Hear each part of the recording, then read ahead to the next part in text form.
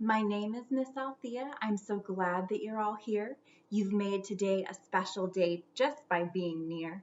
So pick your spot, get cozy. It's almost story time. Cecil and I are about to start, because that's the end of the rhyme. Welcome to Storytime, everyone. My name is Miss Althea. This is my friend Cecil, and today we have a different sort of story time for you.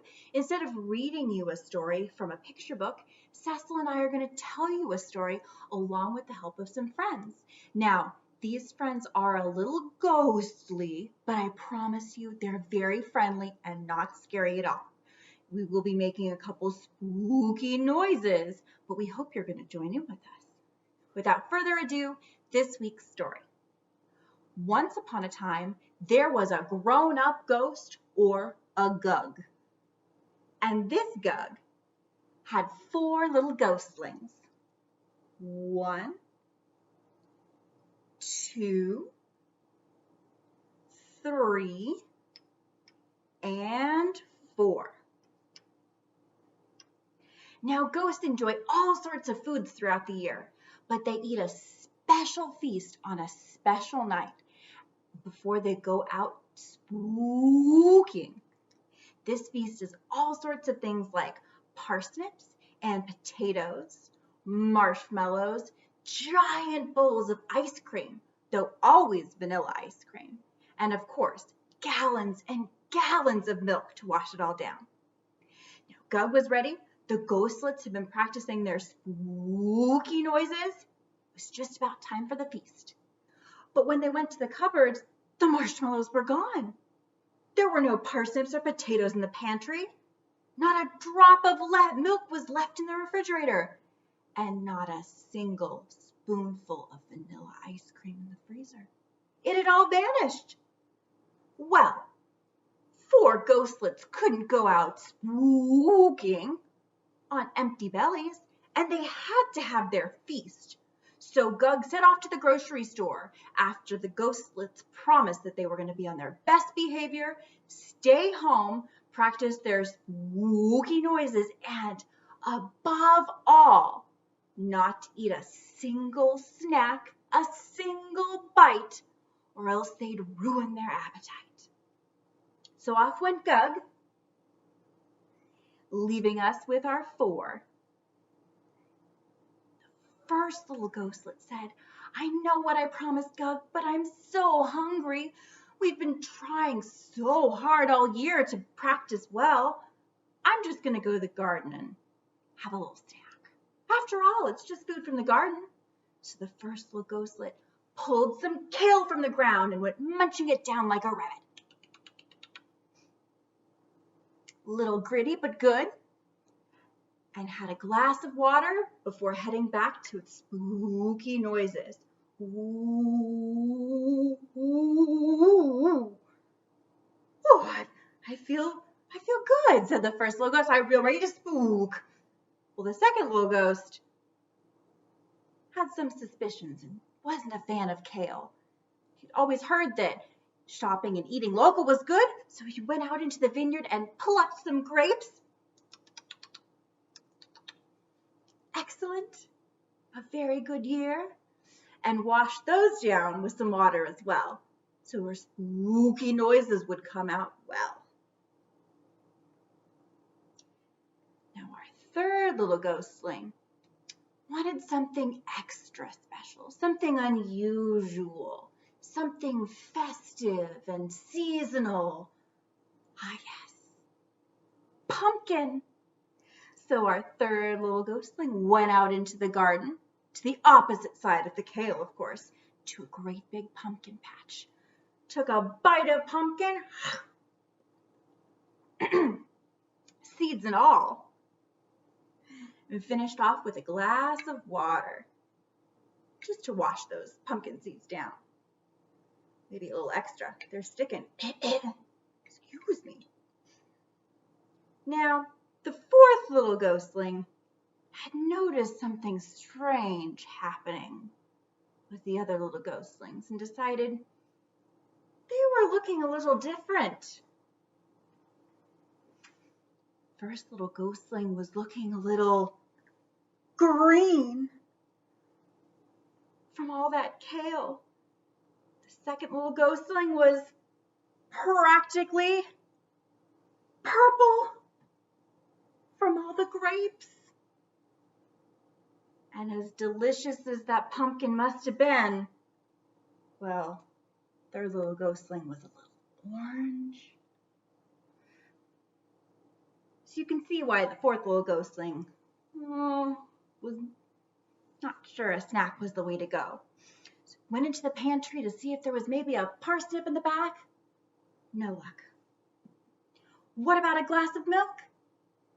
No. A marshmallow in the cupboard? Sadly not. But in the very back of the freezer, behind the frozen waffles and underneath the vegetables, there it was, a carton of ice cream. And not just any ice cream, vanilla ice cream with chocolate chips. Well, that's not quite what we have for the feast, but it's close enough, the fourth little ghostling thought. I know Gug said not to have snacks, but this is almost feast food. It just has a couple extra little chocolatey bits. So the fourth little ghostling made a little bowl of ice cream and ate it down with a spoon. Washed it down with a little water. Ooh, waiting for milk. And the four little ghostlings started to practice some more. One last round of spooky noises. Can you help us? On the count of 3. 1, 2, 3. Ooh, ooh, ooh.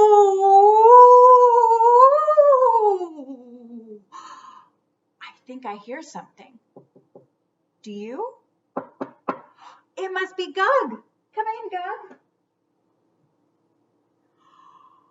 And when Gug saw the ghostlings, Gug knew something was up. Said, "Ghostlings, what have you been up to?"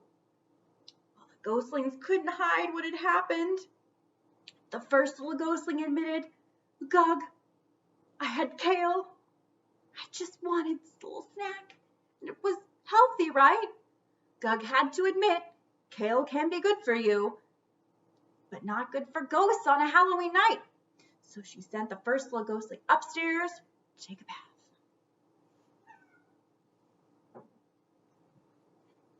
Now the second little ghostling, who had eaten the grapes, well, Gug was impressed at eating local, but again, not the right color for a Halloween night for a little ghostling, looking to spook up a little fright. So the second little ghostling was also sent to take a bath.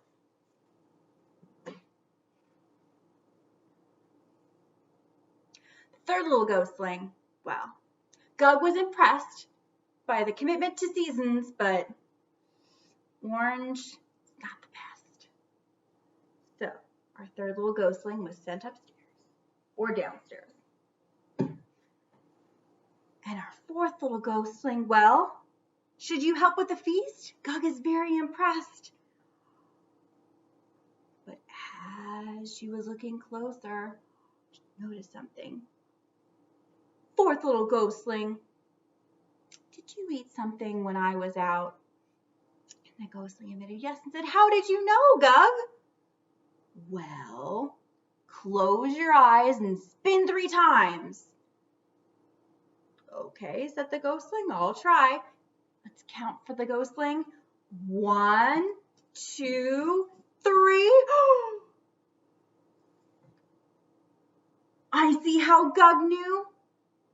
Our fourth little ghostling turned into a chocolate chip ghost. I guess the chocolate chips do matter in the vanilla ice cream. Well, the fourth little ghostling was sent with the other ghostlings to take a bath.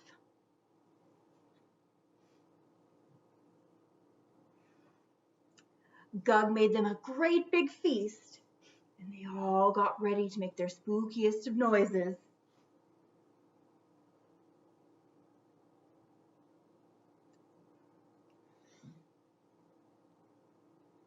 And when they came back,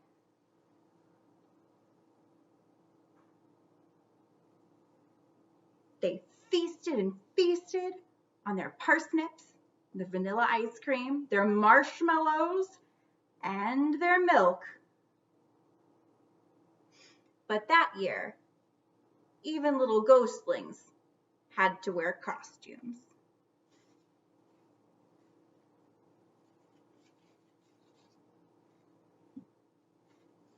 Even the one who had been a chocolate chip ghost.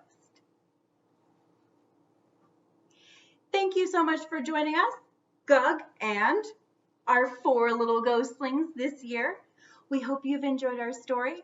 We hope you have a lovely night, and we look forward to seeing you back at the library soon.